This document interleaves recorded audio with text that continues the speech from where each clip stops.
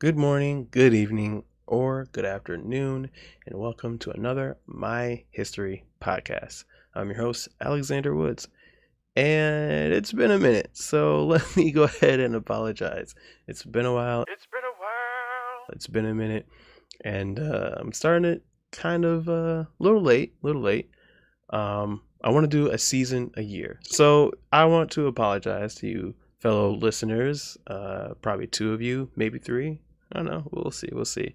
But yeah, I've been gone for a long while, a good year.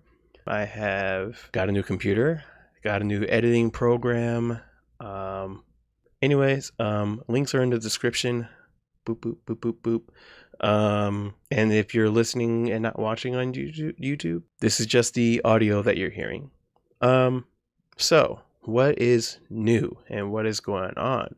Well, this year I'm going to try to focus more on bringing some good content, talking with some really educated individuals. Not that I didn't talk to educated individuals before, just that I want to continue that trend. Today, you'll be hearing from Derrell Slaughter, a former commissioner in the city of Lansing, as he details a little bit of his upbringing, how he came to Lansing, and how he did become the commissioner. It's a great and fun time that we both had, just like understanding each other and talking about his life. And this is where I made my mistake. I didn't record all of it. Partway through, you'll realize there's a noise here. Whatever noise it'll be in post, you'll hear it. And I'll play it one more time. Okay, that was a noise. So that will let you know that that's the mistake that happened. I didn't record all of the video because my camera had died. So as a way to continue the content, we just basically met up again, and didn't really start off from where we left off, but continued on of his upbringing and him coming into Lansing and so forth. I don't want to tease too much. So anyways, thank you for joining me. Happy Black History Month, and let's go right and get right into it. There'll be another episode later on of just me talking, just letting you guys know, just kind of me teasing right now, of letting you guys know what's to expect this year. So let's get right into it. Thank you for tuning in, and as always, peace, love, and prosperity. Roll the clip. They'll ask for some of our stuff, or we'll take some of their tests. So it's like we get everybody in Michigan, so, and some. So definitely, it sounds like job security. Sounds like a lot. That's what I'm like really liking, is the job security part. No shortage of testing, I'm sure. So for sure. What are you doing now? What's Yeah, you're not the commissioner anymore. So. I'm not. What am I doing? Man, I mean, I'm pretty much like going back to my day job, or just working on my day job full time. So I work for this organization, Natural Resource Defense Council. Environmental advocacy organization, so really involved in a lot of like the energy work, climate policy work that's happening at the state level. So I mean, that's keeping me busy in itself. So like not like I'm getting like always some hours back from like not having to go into meetings throughout the day and the evening as a county commissioner. But look, I'm gonna be busy with that. So but besides that, trying to figure out like take some time for myself to kind of decompress from like 4 years of being on the county commission, which it could add some age. You should see. I'm sure there's a picture of 2018. And then you look at me now. I mean, there you can see some wrinkles. I saw on my way. I have like a couple gray hairs in my beard now. I'm like, my goodness, jeez. I'm not gonna contribute at all to county commission, but just probably just the stress of. Just the stress of living in these times, the pandemic and all that, but then later on, all the other stuff that's been happening. So I'll have a better answer soon. You'll circle back with me in a couple months though. All right, I'll circle back on that. But I mean, that's still good. You're finding some time to relax. You're finding some time to kind of reacclimate back to not only these harsh times that everyone has been dealing with, but also just your own like finding I did all that. Yeah. That was good, but let's get back to me focusing on me. So you're in your post-Obama. Man, you put a lot over me. No, I mean, and so I mean, I get what you're saying. But no, it seems like no, this will be a time for me to do some like deep reflection. I've been doing a lot of this work for like a decade plus. Either working on campaigns or like organizations, that type of stuff. And then like kind of the capstone was running and being on the county commission for 4 years, which really proud of that. And now, having that time to kind of just think about like what's next for me. I mean, I don't have a family of my own, so thinking about things like, what kind of work do I need to do on my own self to like get myself ready for having a family of my own. Just kind of, just like all the opportunities are out there for me, and just taking the time, taking it one day at a time, though. So yeah, what does it say? That the world is your oyster, or something like that, or the oyster in the world, yeah, something like that. Yeah, right? no, that is the same though. Yeah, it's not quite that way. I don't, I'm not as free and just whatever in terms of trying things out. But I do have like more space and more time to kind of think about. There's some creative ventures I might want to get into. This podcast. I mean, I've been thinking about is there interest in me doing a podcast, or just I'm sure there is. Just kind of just seeing like what's out there, because a lot of people out there, using their talents, right. Also monetizing, they're making some money out there, as well. So I want to kind of explore, see what's out there. So any like thing that's like right on your mind immediately, like this is something I'm want to like starting to venture toward, or is it you're still just perusing and seeing what else is out there? I'd be lying if I said I like fully like locked in on something. But the podcast thing, or if it's like some type of like a newsletters, I am still very much like a civic-minded person. I pay attention to what's happening. I'll probably never be like I'll always be paying attention to what's happening in politics and government, locally, state, national. My perspective, I think, could be interesting given my tenure on the county commission, my work I do. I've been doing for years in the environmental space. I can speak on a lot of issues, quite a few issues. So I'm thinking about that. Looking at YouTube, kind of seeing how to set up like a YouTube channel and like understand how it works to kind of get things uploaded and all that. So I think if there's one thing that's been probably a little more immediate in terms of like thinking about doing something, it's that. But outside of that, it really is like just kind of like wrapping my arms around the work that I'm doing in my day job, which we could talk about. But there's just so much happening at the state level and federal level in terms of opportunities to advance clean energy and climate funding for making houses more efficient, buildings, like churches, that could be more efficient, those sorts of things. So. That's kind of where I'm at. So that probably wasn't even like a.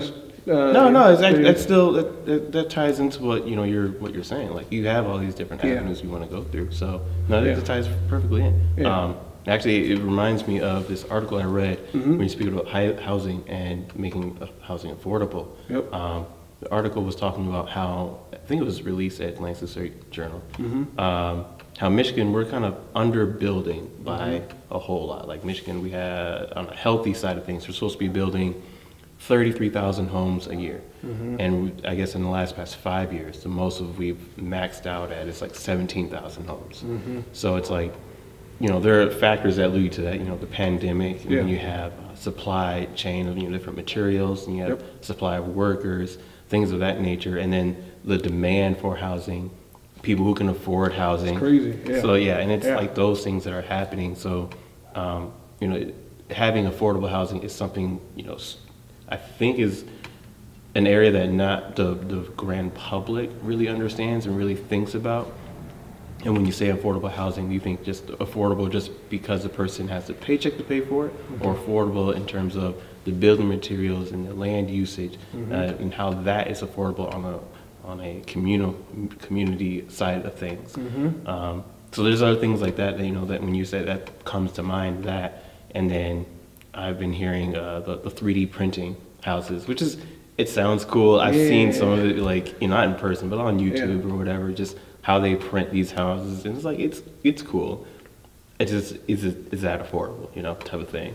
So. And I'm ignorant. I am aware of like the 3D printed homes and all that, and I have seen they do look kind of cool. But like, I guess I don't know enough to like speak on it. If it's like a real solution for figuring out like for addressing our housing shortage.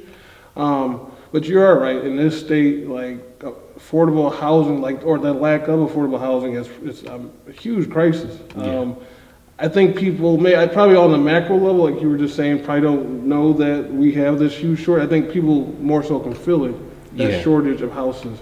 Not just, and you know, I think there's a need for houses for low income folks, you know, and then like, I think people sometimes forget, you know, that missing middle. So maybe those middle income folks too, like, there's not a ton of like, options like for like middle income housing. And I know this was for the fact like in Ingham County, we definitely have this issue, affordable housing, but also those houses for folks who are more in that middle income range there. So, you know, as we're talking about this stuff though, I think we also have a huge opportunity to use like a lot of this like federal dollars that are coming down to like make these houses like more energy efficient. You know, there's opportunity to put this new technologies on there to make our homes, heat our homes more efficiently, called heat pumps. I don't know if you've heard of them. No, I don't think I have. Yeah, they're a technology that's been around for a long time. They had for years had gotten a bad rep, but they're way more efficient. Like companies like I'm blanking on something. Mitsubishi, you know, which you know, I think people at one point thought of them as a car company. Right. They do.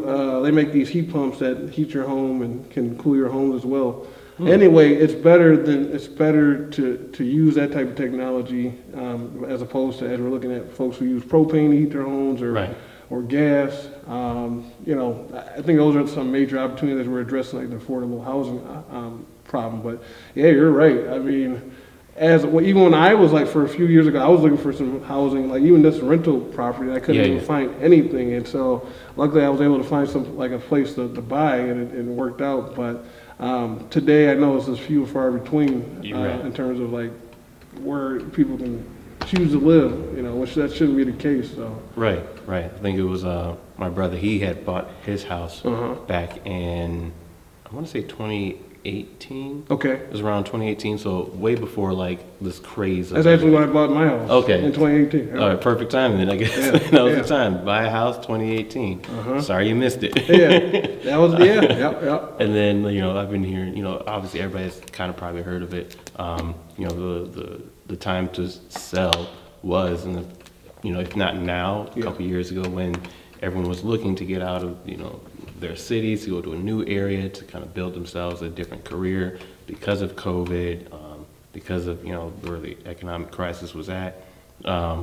So, I mean, prices are still high for a lot of things. I was gonna say, like when I bought my house, I mean, I'm not gonna like say the actual amount, but you know, I have seen a percentage increase. You know, even though it's kind of fluctuate like you're saying, but it's still up there. It's still higher than like when you bought it for. So like, it's a great seller's market. If you bought 2 homes, you know, go ahead and sell that second one. But you know, it's not a buyer's market. It's what, you know, some people would say, because it's like you're buying at the top end. And you're not going to probably get those returns back years later. I mean, you have to be some years later. So it's quite a conundrum we're in right now. Speaking of me, if wanting to buy a house, but I'm like, I can't. I just can't. Seriously, I mean, again, we have all this money that at the state level and more coming from the federal government in terms of being able to help, like at least like scratch the surface of the issue. It's going to take like decades don't quote me. It's going to take some time. It's going to take some time to like dig ourselves out of the hole to meet that minimum. You said 33,000. It was like 33,000 was what was considered to be healthy for Michigan. 30,000 homes built every year to be considered healthy for Michigan. But right now we're in the most of 5 years. I think the data stopped at like 21 or 2020. So like the most that's been built was 17,000. So we're well under that healthy range that they consider. And I wonder if part of the shortage or part of the delay in like building some of these homes is like workforce shortage. Lack of like folks who know how to like get in and do construction. You know, I think that's a huge opportunity for like trades. You know, folks who get into trades and learn. We should be taking advantage of that. So. I'm a big proponent of trades, and as someone who fell into not that college isn't for everybody, and I have a degree, and I'm happy that I did what I did, but I'm also still paying for what I did, and it's kind of like, well, I probably could have been a welder. I enjoy working on cars, you know, I enjoy like doing things with my hands. I probably would have been, you know, better for me to do that, but hindsight looking back, 2020, it is what it is. But yeah, I'm a big proponent of trades. Yeah. My nephew, he's into computers, so I'm like, you should try to see what we can do with that, or find, if you can't do something like that, find like, I don't know, a plumber. They make, I think it was on average $60,000 a year. Like, they're doing, either level 1 or level 2 plumber, whatever the designated terms of journeyman. Yep. They make a good amount of money when, I guess, the national average of a male in his 30s is about $44,000 to $45,000 a year. So I'm like, the give me them pipes. Yeah, like you said, college is great. I have no regrets going to college. I got a great education at Michigan State. Go green. But no, if I kind of had some options and was trying to figure it out, the trades are like a no-brainer. Because this work is not going to end like anytime soon. We're looking at decades, like you said, of housing work, a lot of this clean energy work that's going to be happening. Like there's a need for people with skill set, and I know there's like people who need jobs too. So we just need to do a better job of marrying those Exactly. two things. So. Well, I don't want to get too on this down. No.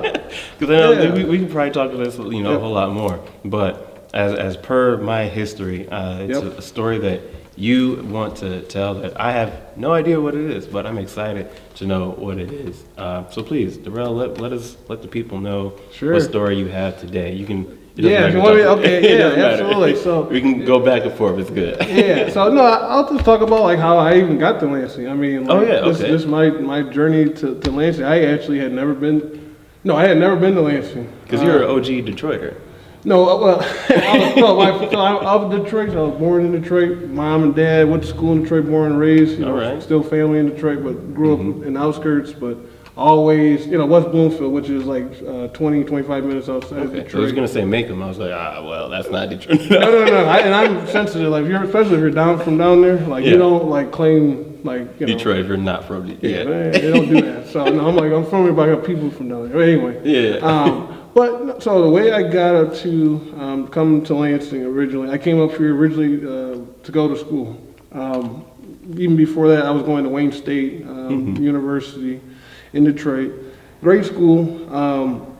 It was a commuter school at the time. I mean, they didn't have a great like on-campus atmosphere. A lot of people just went to school from the suburbs and drove down to Wayne State. And this is like 06, 05, 06, around that time when I first got to Wayne State. It was fine, but I was getting tired. I was living at home. I just had like a little job, just going to school, commuting to class, and going home.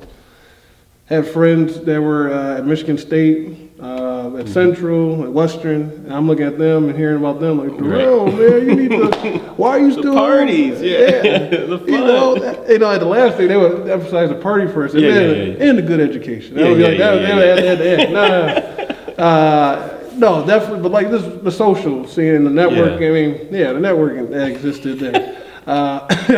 But no, I talked to like family members, like mom, dad, because I couldn't just do this on my own. I wasn't of individual wealth at the point. I had to get some benefactors. So I had to go around with my hat and get some money. So, but my mom, dad, grandma, managed to cobble money together to help me for like at least my first couple of years of going out to Lansing to go to Michigan State. Really happy that I had that type of support, had that option to me. I actually, one of the things that happened to me, I actually didn't initially get into Michigan State when I went up to Lansing. So I was a little bit ahead of, I put the cart ahead of the horse, however that saying goes. Yeah. And so I went to LCC for a few years, and it actually ended up being one of the best like decisions I did, because I'll just be honest, I was pretty down about like not being able to straight up transfer into Michigan State. There was a few classes I hadn't taken at Wayne State. In the one class I think I had to retake, I didn't do as well. Math, I'm not a math guy. That's all right. It's the same thing with me. Statistics was mine. So you feel me? Yeah. So ended up like spending a few years like going to like LCC. Didn't go like I went like for a year, maybe a year and a half. Like took some time off, but I went for like over the years. But while I was doing that, spent a lot of time like networking. I did a few internships at the Michigan House. I got a chance to. That's where I actually met, our, senator like Sarah Anthony. That's where we became friends. This is back in '08, '09. But yeah, I spent time like I was just hustling. I was going to LCC, working. I was volunteering, like for example, the NAACP, Lansing NAACP. Had worked on a few local campaigns. Over the years, while I was trying to work towards getting out of LCC and going to MSU. Okay. So you started Sure. at Wayne with what degree, or what? Political science. Political science. So that Surprise, so surprise, right? Yeah. So Yeah. you're already like in the whole idea of being a political person in yourself. I guess at Wayne, what was your dream 6 years later of what you seen yourself doing? I guess in the political sphere. Yeah, I did political science. I didn't know if I actually didn't want to ever run for office. I always just wanted to kind of just work behind the scenes as a campaign manager, which I ended up doing. I've done a few times. But I did that because I always cared about issues in high school. Like my whole life, I always cared about like social justice issues, particularly issues that affect Black people. I think very early on, I developed like a real appreciation for our tradition of fighting against injustice and racism and all that. And I think it really started with seeing, there was this documentary back in the 80s, early 90s, it gets shown every once in a while on PBS called Eye on the Prize. It was a civil rights documentary. I don't remember, I think it was Ken Burns maybe who did it, but we can maybe. I'll find it. You'll find it. Yeah, I'll put it in the description. Yeah, no, that's a great documentary, where they chronicled the entire, a huge chunk of the civil rights movement. But I remember the story, this is when I was in elementary school, I first saw this, and the story that really resonated with me was about Emmett Till, the story about his murder. And I remember being a kid. You gonna go see the movie? I haven't seen it. I'm going to go see it, though. I'm going to go see it, but, I'll just be honest, it's hard, it's kind of, that, especially given the history of that, this is how I first really became really aware and conscious at a young age. Yeah. First seeing Emmett Till, seeing his death, documented in that movie. And so I think that combination of that, seeing that, and then just like my mom, she was not the most politically active person, but just kind of seeing how she worked and had to deal with stuff, she's a single mom caring for two young boys.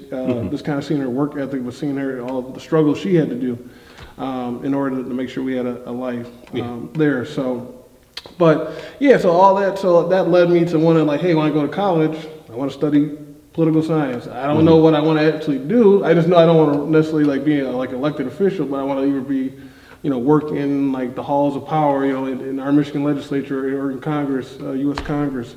But while I was at Wayne State, I actually had a great professor, a gentleman named David Bullock, who I talked to after class quite a bit about different philosophies, about different political issues.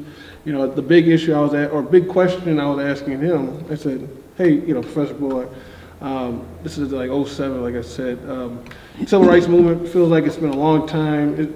I don't see while obviously there's a bunch of injustices around us, but what's the next big movement? What's the next thing for a young person in college to really plug into? I didn't know. I'm learning. I'm soaking up stuff." That's a good question to ask the professor. So it's good insight and foresight. It was, and it led to us having some really great conversations after class.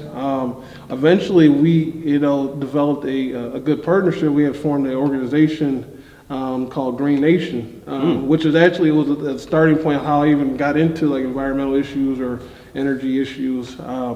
Didn't have any background or real connection. Seems kind of random, right? Actually, I think back to, I maybe subconsciously I had a connection to energy issues. My aunt actually worked for Detroit Edison, DTE down in Detroit, but I never she was an engineer and worked at one of the nuclear plants. But I never said, "Hey, I want to necessarily go into work in that field." But I respected her, and I always "Oh, that's cool. You worked for, this seems really important." I don't know what it is. I don't know how it works, but it seems really important. But anyway, subconsciously that probably was there. But at least consciously, that's how I first got into thinking about environmental issues, and it really started off thinking about, what is the next big opportunity opportunity to help advance, Black folks in, all facets of life, health, economically, educationally, so on and so forth. And at the time there was and he's still around, Van Jones. I don't know if you're familiar with him. Hey, this is Alexander here. I found out who Van Jones was. Actually, I knew about him before, but I didn't know, like, the face. So when I looked back doing the editing, I was like, oh, that's Van Jones. I've seen him on CNN a bunch of times. Anyway, sorry for the interruption. Let's get right back into it, shall we? He's a commentator on CNN, but back then he used to be really big into green jobs and was out in Oakland, California, helping to promote green jobs, particularly green jobs for folk returning offenders and other low-income folks there. And so, it was a great inspiration to me and my former professor, and had a book that came out, The Green Job Economy. Read that. That was kind of like a good basis also for me, like learning and getting into this space. But from there, we, this partnership we formed, and actually, so he knew that I was going to transfer to Michigan State. Actually, it was beneficial to us because our plan was to go around to different cities all over the state, which we did do, to talk to different local officials and local leaders about, like, hey, make sure. It's actually kind of deja vu. At the time, was talking about federal dollars coming down for the same type of thing, green jobs and that sort of thing. We'll make sure this time, like, we get more of those dollars into our community. So the program is still ongoing currently? It was a separate program. This is back in 08, 09. That's what I'm saying. It's kind of like deja vu because there was like a federal law that sent all this money down to different states to do like clean energy work. And, right. But different circumstances. I think this time we'll actually get a lot more done this go around. But yeah, started off like going around to different cities saying, hey, you're gonna have these federal dollars come down. We try to work with them to make sure they prioritize like their black citizens. And making sure that there's contractor work, or make sure you're distributing those dollars in an equitable way. Huge task. It was fun. Didn't know what the heck I was doing. Just had a lot of passion. And he, he's a very, smart guy, but still, he was new to this, in terms of his understanding too. But just recognized that it was a big opportunity, and there's a lot of benefits that could really help black folks in Michigan, across the country. But from there, that's how I developed a lot of relationships in Lansing. Because in addition to traveling around in the state, talked to a lot of local electeds. There's a lot of state legislators from around the state because they're all in Lansing. So I could talk to a Detroit legislator in Lansing. So it worked out perfect. I was at Michigan State, kind of doing this thing, and so that's kind of how I got into like this, environmental space. But it also coincided with my political activism, or activity there. So so that's how you got to the state, and then that's how you got more involved into environmental protections and making more green jobs affordable, accessible toward African Americans, or brown and black peoples all around. No, that's really interesting. So you were at LCC, transferred to MSU.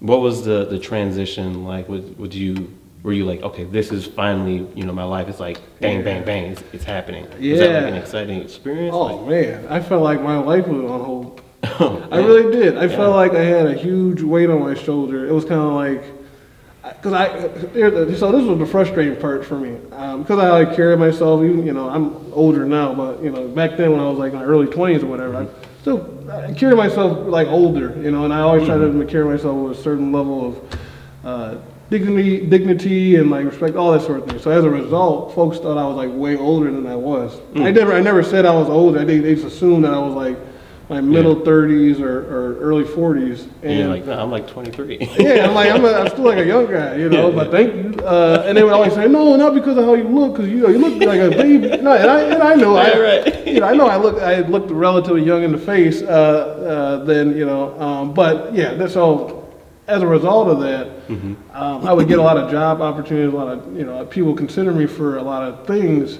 But I always felt really guilty because of the fact, I didn't have my degree, and I was kind of going at my pace. So that was really tough to struggle through because, in the eyes of these people I'm working with, they see me as their equal, and as their equal.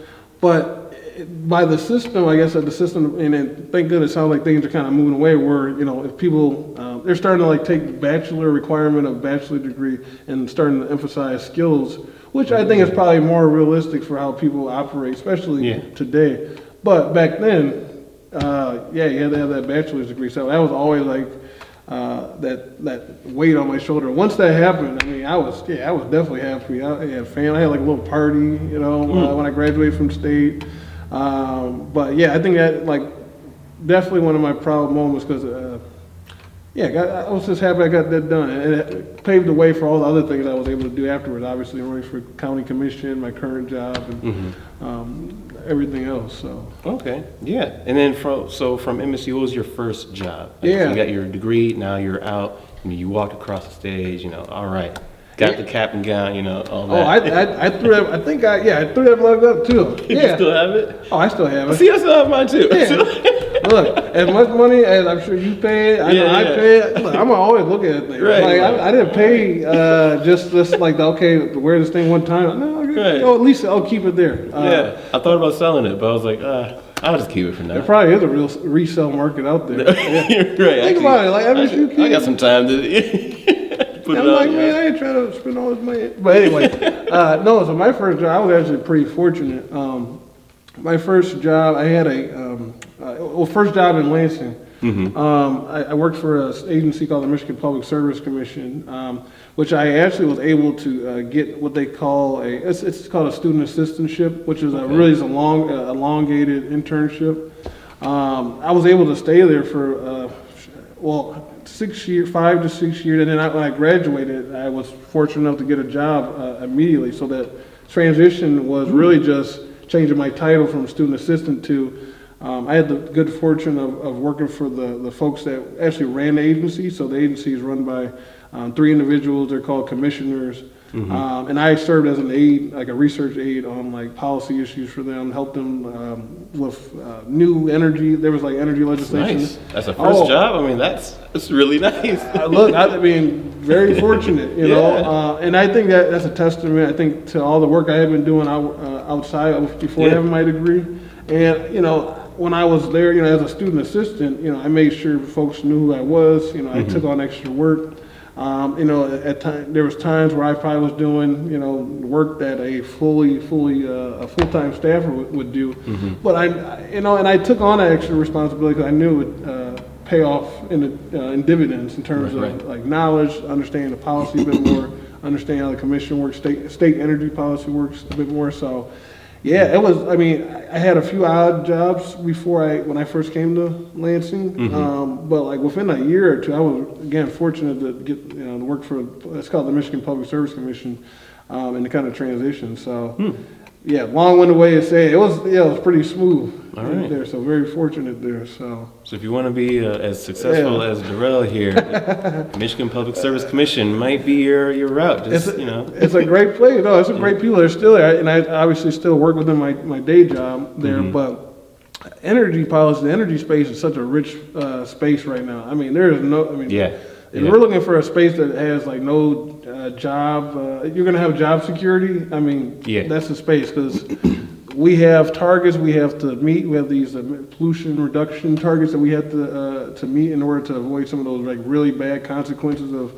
climate change. And so that's why there's a sense of urgency, and people are pumping money, and we're starting to see folks like.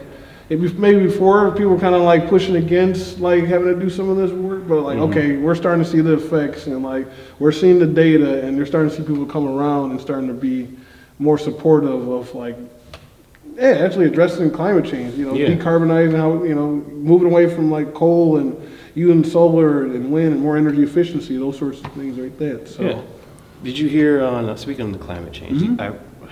Another news article came to my head. I think it was ExxonMobil, and I don't remember the article. Maybe I'll find it. Maybe I'll put it in the description. But they were talking about how Exxon, they had their own team of researchers since I guess like 1970 or 1980, who were doing the research on climate change and the effects of gasoline, production and so forth, and the byproducts of it. And the scientists and the researchers came up with the census that burning this stuff, this fossil fuels, is not that great for society. And as we continue, we're going to have these, climate changing effects. And it turns out that Exxon was like, hey, we're going to just shove that to the side, and we're not going to really say anything about it. We're actually going to say the opposite, that these scientists are indifferent. They don't know what they're really talking about, and let's just make more money, basically, is kind of the effect. Have you heard something? I'm aware of that, and actually, Okay. I can send afterwards. You can send to your listeners. There, PBS actually had a really good documentary. Frontline. Okay. Frontline documentary. They had an episode on like this whole very point about climate change in general, but they started off talking about that very report. The utilities knew pretty early on that man had some effect on the warming of our globe, and so. Man, when you think about that type of stuff and like how things could have been avoided, Right. It had like people started taking it serious back then. Right. The lives that could have been saved. Yes. Like the stuff that comes, when you burn coal, like the carbon, the NOx, all those dirty emissions. I mean, they are linked to all types of respiratory diseases. Yeah. You were literally by that stuff burning and getting to the air. I mean, you're literally shortening people's lives. I mean, there's all sorts of studies that back that up. So it infuriates me. I know it drives my colleagues. That we should not have had to been in this situation, but we're here. And so we're working like hold the utilities accountable and push them even further. They're starting to get the tune finally, but more needs to be done. This time frame is we don't have a ton of time. Yeah, There's two things on that. Yeah, the gasoline. I mean, Michigan, we're the auto capital of the world. And then you got to think about the PFAS situation that's happening as well. We're not the PFAS capital of the world, but like everybody has it in our systems now, and I think Michigan's a good starter basis for regulating or deproductionizing, I guess you They want. call it decarb. Yeah. It's a not friendly word, decarbonization. There we go. That doesn't roll off. I'm like what? You just saw my mom? Right. Decarbonization. What are you talking? But no, yes, we have a lot of work to do in terms of decarbonizing our entire economy. You know? But thank goodness, like Governor Whitmer, like she's taking it serious. She actually put together a group of experts from around the state last year. Well, actually, no, it was actually the year before. Folks have been working on this climate action plan for a year and a half or a year plus with all these experts from around the state. I was fortunate to be on this council that helped with the development of this report. And so we have a plan that's in place, how you meet a lot of those goals that we have to get to, and those emission reduction goals, so that we can avoid those terrible outcomes from climate change. Yeah. The plan is it's like a good start, and we're going to have to update it, but seeing things like, increasing the amount of energy efficiency that all of our utilities have to use. So right now, and I don't have to get into all the policy, but there's a requirement that utilities have to do things to help their customer reduce their load or how much energy is being used, like 1% every year. Okay. In Governor Whitmer's plan, for example, she's saying, hey, we need to ramp that up to 2%. So utilities need to pump more money into doing more energy efficiency. So that means going to folks' homes, coming into churches, and helping to put in more energy efficient systems and everything. Yeah, no, that sounds the heat amazing. pumps I was talking about, the windows, the roofs, all those sorts of things. Definitely on windows. I think it was you can lose a considerable amount of percentage in your own home of heat loss just due to your windows, and it's it kind of dawns on you to think about when you have a hole in your wall that's the only thing that's between you and the outside environment is a thin piece of glass.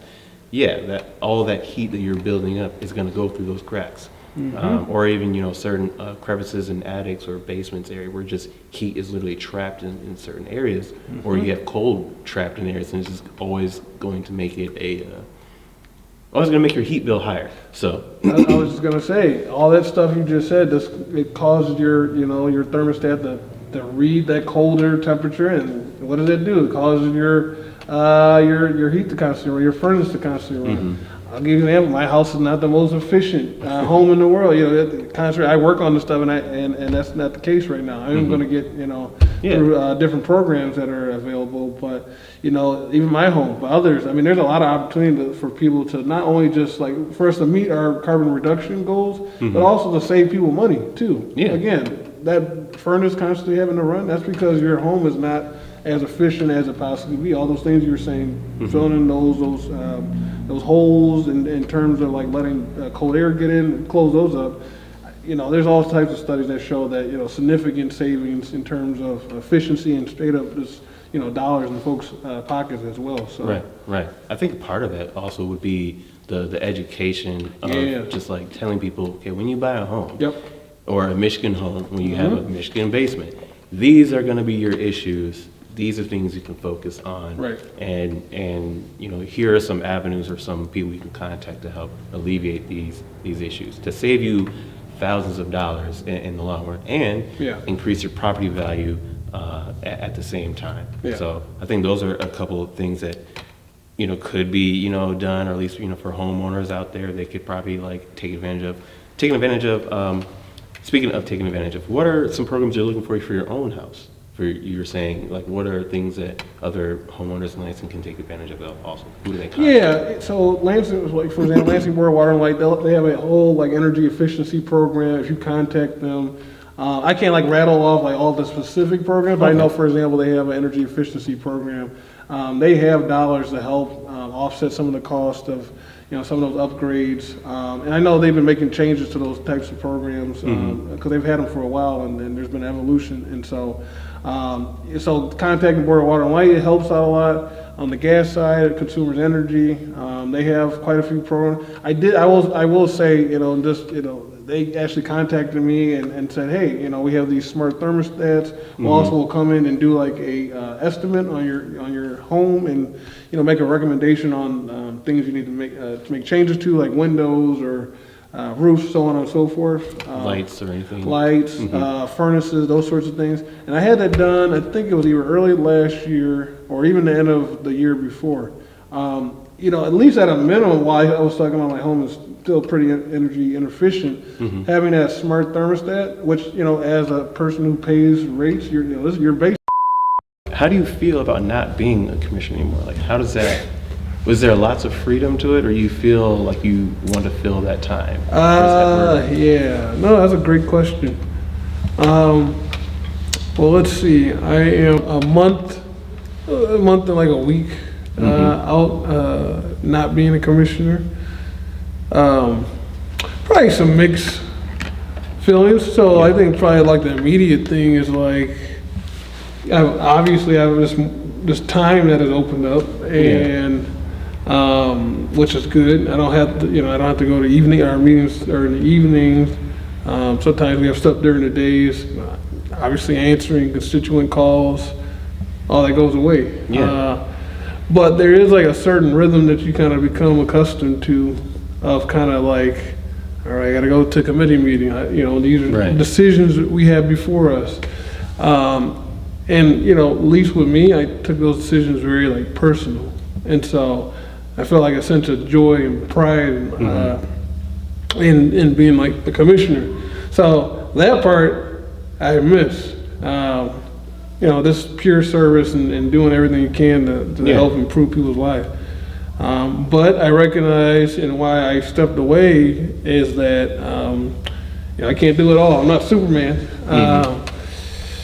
And I got to find time for myself and kind of move on to the next phase of my life. So I guess that's a long way of saying it's been bittersweet. No, that makes sense. I understand that. Yeah. That makes a lot of sense. I did BOH, so it is it feels nice to not have to be there, but also it's more like a bittersweet niceness. I would like to be there as representing or focusing on the community. Right. But speaking of the community events and meetings, are there meetings that you're looking forward to get back into, or you still want to take a little break before you start getting back into them? Yeah, no, that's a great question. I mean, I'm very fortunate that there's been some folks who are, I guess, organizations and groups that are in need of somebody who has kind of like my skill set and knowledge, and obviously an approach like, hey, you be great on this board or do this.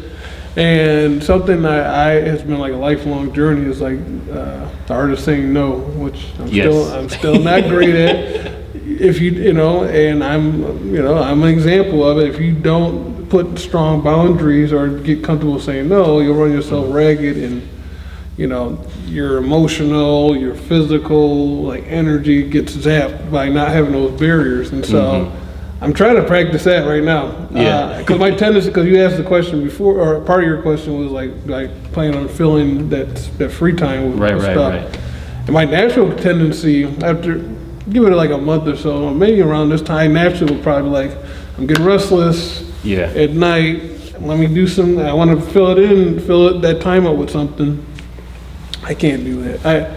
I have to take some time to like really like evaluate what's best for me and what my long-term, vision of not just my professional life but personally. So again, long way of saying I'm not gonna jump into anything. I'm just keeping my eyes open, but I want to see like what I actually want to do, and I can't make that decision like a month and like a week out from being a commissioner. So.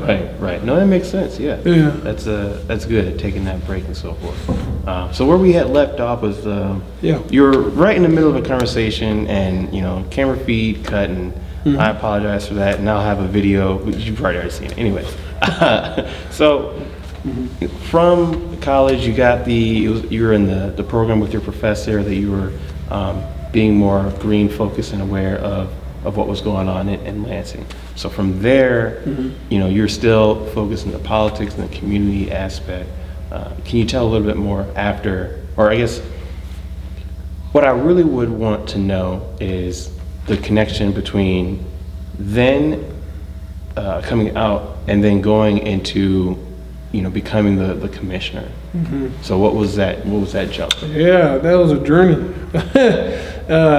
In some ways it feels like it was yesterday, but it really, when I was in the thick of things at the beginning, we're talking about 13, 14 years ago. I didn't know anything back then. All I had was a bunch of enthusiasm and like a heart for like wanting to help people. And particularly, I was particularly focused on black folks. Like, what can we do to help uplift the quality of life of black folks so they can be able to take advantage of all the opportunities that we were promised, right, in the Constitution and all that.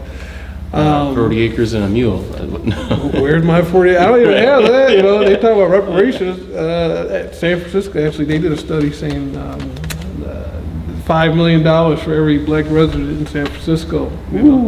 I know. I'm sure you could think of doing $5 million. I know. I could think of a few things, and I'm sure they all can too as well. For our black viewers, though. But no, that period of time was like the start. Like it was the formation of me starting to understand like how the intersect, like policy, politics.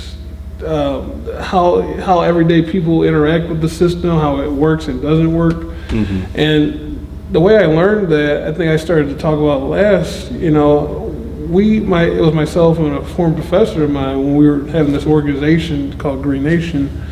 I guess some of the obvious resistance to the idea of like trying to prioritize like these green dollars like for black folks, and obviously brought into people of color, but for black folks at that time. And so you really got a chance to see like politicians that, they say things like, oh, we're all for, a lot of words, right? A lot of nice words. I'm for environmental justice or whatever. When the rubber meets the road, where are the dollars for like black contractors who can make these upgrades to folks' homes so that they're more energy efficient? Right. The black contractors who could learn, I guess, get the additional certification to be able to install solar panels, those sorts of things. When the rubber met the road, I think it was a lot of resistance and just, I think some of that out of this not understanding what was out there, but I think this fear, not trying to make excuses, but it makes sense. I think going around talking to different elected officials around that time really helped me learn that.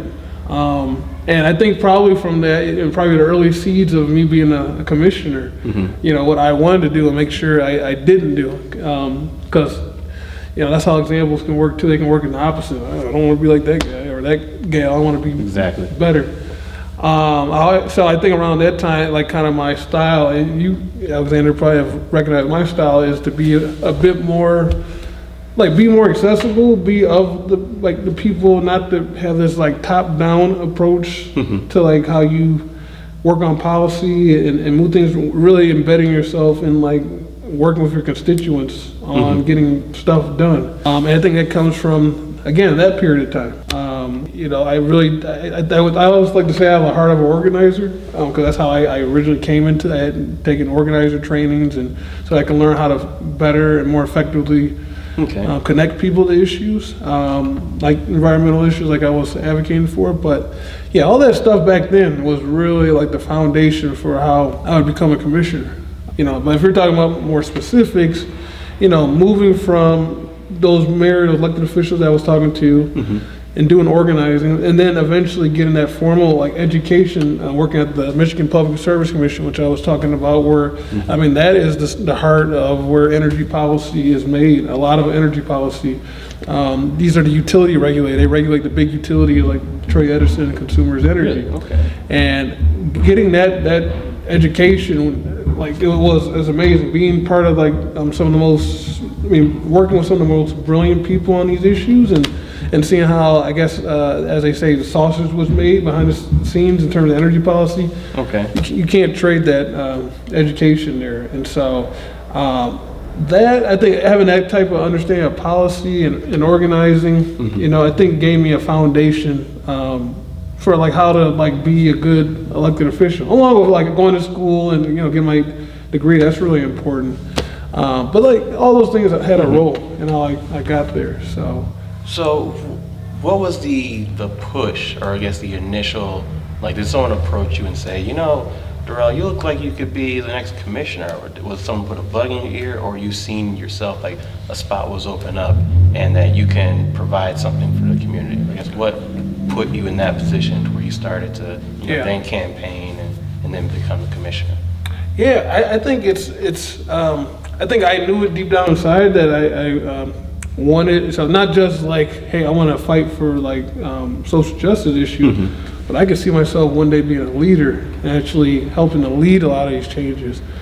But I think I didn't always have the confidence to like do that. So it did. I was fortunate there were some people who saw something in me. I'll say, like, again, my former professor was somebody who saw something in me and, you know, and helped pour into me and be like a good mentor to me in my growth in that area. You know, good friends like, you know, our state senator, Sarah Anthony, who's a dear friend of mine. Shout out to Sarah Anthony. Exactly. Hopefully get her on the show. She'll be great. So yeah, definitely get her on the show. But friend, mentor to me, you know, confidant, you know, just kind of, you know, us seeing leadership within each other, I think also was really beneficial to help grow my confidence in being able to see myself in that role. And I think there's just been like a whole host of people. I'll miss some other names, but there's a whole host of people that I've come to, and particularly in Lansing, who've taken a hold and really have poured into me and allowed me to get to the point of being able to feel confident enough to run and do some significant things at the county level and beyond. And so, I guess, yeah. So I guess I would say yes. There were folks who really just like helped me see. You know, another guy, Lindsey Huddleston, great guy, who does now he does a lot of work with high school sports, but at one point was doing some work in politics as well. A younger black man just took hold. You know, so. People say they do it by themselves, like, at least I haven't seen it. You know, it took somebody, you know, definitely to help me get to that point, though. So, but yeah. Yeah, it wasn't a self-made type of thing. Like you grew into it, but also people were helping you grow into Absolutely. it. As they say, it takes like a village to raise a child. You know, no one is by themselves on a team. You know, type of thing. So, no, that's good. You were able to find those people to connect with, who we're not only giving you sound advice and good Right. advice, but they care for you as equally as much as they care for the community, and wanted to see you succeed in that endeavors too. And no ego. No, Yeah. like no. I mean, I think to do some of this work, you have to have some level of ego. But I'm saying, in terms of like pouring into me and working with me, they very generous with their time. Answering those late calls or email or whatever. Like when I, maybe I'm panicking about something or I don't have the answer. Offering that advice. I mean, all those folks that I mentioned and others have played a role in allowing me to do that. So yeah, it's invaluable. That is what do they say? The teachers are responsible for the millions and trillions of dollars that are built in the economy just because of who they influence at such a young age. So, not saying you were a kid, but like those people around you, they were, like I was saying before, like they are in helping you grow, and that's what's an invaluable, immeasurable amount to that. Yeah. What I want to know next is, was there something, maybe 2 or 3 things, values or lessons that you were able to gain as your tenure as a commissioner, or as your tenure in being here in Lansing? Were there 3 lessons that you could attribute to how you formed your character today? Like 3, like, it doesn't have to be 3, it could be less than 3, like you pick one. Like, what was like a big, like, this is, when you look back, this was the moment that like changed me? It's a good question. I know one off the back. Relationships are so important. I have seen too many times, and people can say this is good or bad. I think it's just a nature of things, but relationships really make the world go round. I have seen somebody have the greatest idea, the most sound policy idea or proposal, but for some reason they didn't have the right relationships with folks who could possibly positively help them get, like, whatever the policy, maybe it's to, I don't know, create a new park or something, I don't know. But it really comes down to the relationships, maybe with the decision makers, not just the decision makers, but potential allies, folks in the community, regular folks, community folks. Having those relationships are so valuable because they can help you get into rooms that you may not be able to get into by yourself. They can vouch for you and help amplify your message in different rooms if you're not able to. Right. That is so important, and I think people sometimes forget about that as they're trying to like accomplish something. Like we're people, and how we interact with each other and work with each other is by talking and establishing like a rapport and like a shared sense of value. I mean, that's what we're doing when we're talking to each other. So that's so valuable. I think like an anti-lesson that I've learned is, I'll go back to it, just saying no, or just maybe more broadly, just setting better boundaries. I think folks came to know me as somebody who was like relentless and like had a heart for everybody, but just like super available and like I just willing to just do a lot. And I have no regrets about it. But I think I think hindsight, 2020. Be a bit more strategic and add more boundaries around that work. I think and I think others are too, prone to some burnout that comes from working like that. So you can relate fully to that. Understand. In multiple areas in life, just the burnout.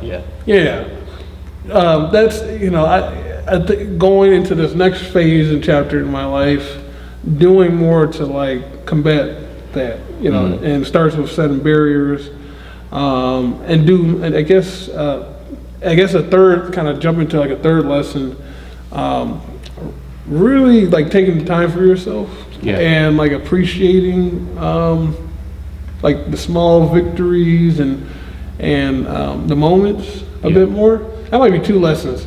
That's fine. I was asking for 3, so that's a good 3, I think, right there. Putting boundaries around your life, and networking is something that you were able to achieve from that as well. Yeah. So yeah, no, I think that those are a couple good things right there. Yeah, but appreciating like having appreciation and gratitude for like your own personal work and the things you're doing, and just for yourself, you know, valuing family time, friend time, alone time, because that allows you to be more of a balanced person, like going into this work. So you're not. I think if you lean too much in one side, you know, I think everything gets thrown out of whack. Right. But I think a way you can do this is by appreciating it and actually building that time to actually attending to both sides of yourself. So. Are those things, you know, if you were to speak to your younger self, would you give that advice to your younger self, or would you say to your before you wait? Because it's easy. Everyone says, "Oh yeah, I definitely would." Yeah. For me, I personally probably wouldn't tell my younger self the things I know now. I would probably just say, "You're going to be fine." And the reason why I only say that, or ask you the question for that, is, do you feel like you would have been better knowing the information, or are you pleased with the fact that you went through those scenarios and those situations where you got to hear? Yeah. I know it's a little. Well, I'm doing it because it's tough. Because honestly, some of those lessons, you know, just to be frank, have been painful. You know, you know, I did, you know, in this role and the work I've done, I've missed like family functions, events with friends. Right. I think that has, I wouldn't say it strained my relationship, but I think it could be a bit stronger, and like there's some shared memories and contexts with my friends and family I just don't have because I just wasn't there, because I was either working on a political campaign or like working on an event, you know, and I prioritized those other things because I thought that would, you know, ultimately get me to my career, you know, and it has. Yeah. But on the flip side, though, while that was painful and I had those things, I think I would not have appreciated like those lessons I just said. I wouldn't have appreciated it had I not gone through, you know. And so that's why it's a bit difficult to say, you know, would I give those lessons or would I just say? I actually like what you said, just to say you'll be fine. And I actually maybe I would just say that. That's actually, I like that, Alexander. I think, knowing that, hey, you know, hey kid, hey Derrell, you're gonna be fine.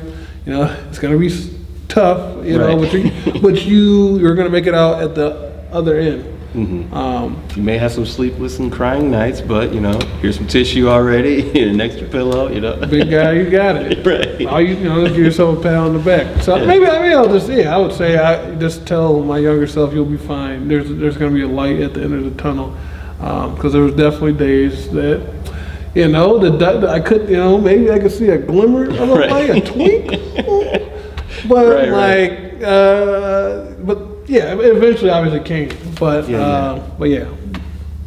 All right, cool, that's good. As I'm, you know, thinking of what more I would want to, you know, ask our former commissioner. Sure.